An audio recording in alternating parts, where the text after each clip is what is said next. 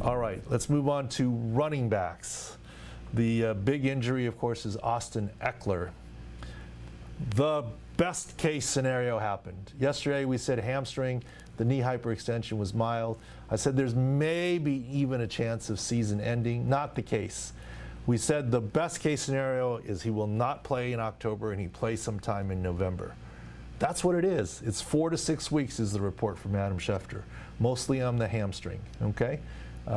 Significant hamstring. You saw how he struggled even getting off the field and on the cart. This is a good case scenario. Eckler returns in November. When in November, we don't know. Josh Kelly, arrow up. Desean Jackson coming off the quad, different type of player anyways. Josh Kelly is more Eckler-esque. Look for him. Nick Chubb, kind of what we thought. It was an MCL like we thought. He's been put on injured reserve, so he's going to miss the next 3 weeks. We thought it was kind of 2 weeks if he's lucky, 4 if he's not, so 3-week IR is reasonable. Kareem Hunt looked pretty good with his groin, so there you go. Nick Chubb, MCL sprain, no surgery.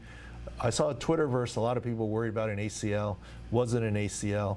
Well, let me tell you who I feel bad for. I won't even say his name.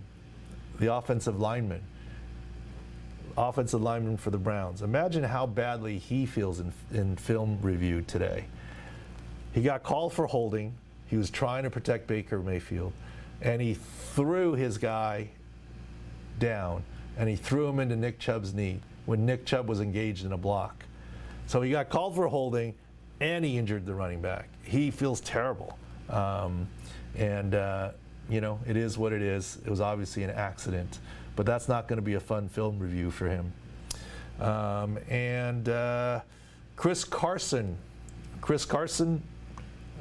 I think it was 19 touches for 100 yards, between 80 yards running and 20 yards pass catching and 2 touchdowns. Did very well. Remember, he was the Gator Roll guy, right? Where people were saying he wasn't going to play. And those of you who watched last week the podcast or listened and saw, we were like optimistic he would play and do well. Now, the interesting thing about Chris Carson, and it's on my Twitter timeline, and I can retweet it. Look at the hit he took when he fumbled and he exited the game. He's running with the ball. He gets a helmet to his jaw, maybe the side of his head. He drops the ball immediately. He gets tackled in a pile, and you see his right arm fall out limp. He gets up, potentially a little bit groggy. Was there a concussion there? Well, he came back due to wind. I am not at all criticizing the Seahawks medical staff. And they were on the road, so it was a Miami local independent neuro guy that cleared him. I'm not saying they were wrong, but I found it interesting that it's certainly a suspicious looking video. That doesn't mean that it's definitely a concussion. But I'm just saying that in years past, it would have been uproar, social media. Why did that guy get put back in the game? The team needs to be investigated. But I think we're so worried about COVID and the effects of COVID and injuries that takes a back seat. I do believe concussions, we still need to be diligent. It is a collision sport.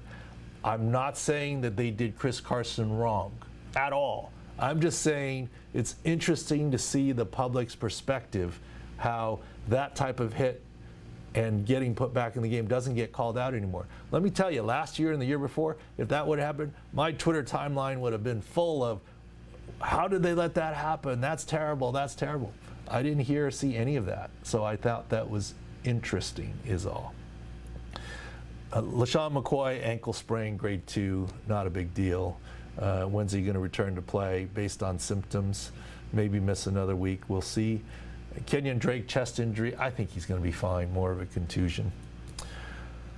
Leonard Fournette, when is he coming back from his ankle? Who knows? That's been a chronic issue since college and since his time with Jacksonville, so hard to get a beat on that. Sony Michel got put on injured reserve, so he'll miss at least 3 weeks. Chronic knee issues.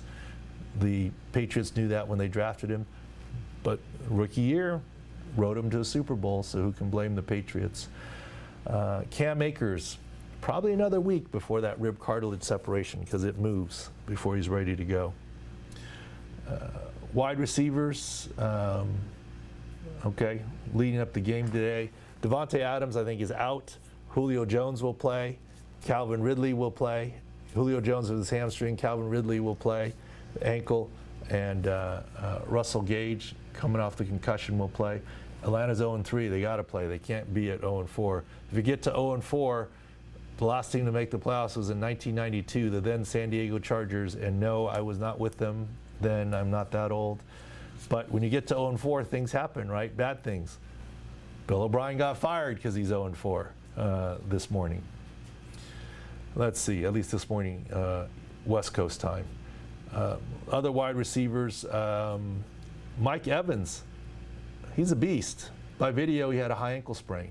He was kind of largely a decoy in the second half, and then at the end of the game came on to make some catches. I hope he can make it this Thursday game. They play the Bears, but can't be sure because the swelling that happens overnight. See Michael Thomas, right? Cole Beasley, his foot, he returned. I think he's fine. He got helicoptered on the touchdown play and really just slammed his foot on the ground. He's going to be fine. No issue with Cole Beasley. Michael Thomas, he could have played last week, but the Saints wanted to make sure he didn't re-aggravate the injury. He was good enough to play last week. Now with another week under his belt, he won't re-aggravate it. He will for sure play next week. He could have played this week, just didn't for that reason. What else? Mike Williams, hamstring, depends on his grade. Who knows?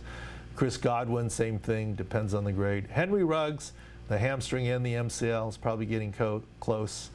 Alshon Jeffrey, closer, but not there yet. Desean Jackson is going to miss a couple of weeks, I believe. Small, speedy wide receiver, needs separation to be effective. That slows him down quite a bit. So I think it might be closer to November before Desean Jackson returns.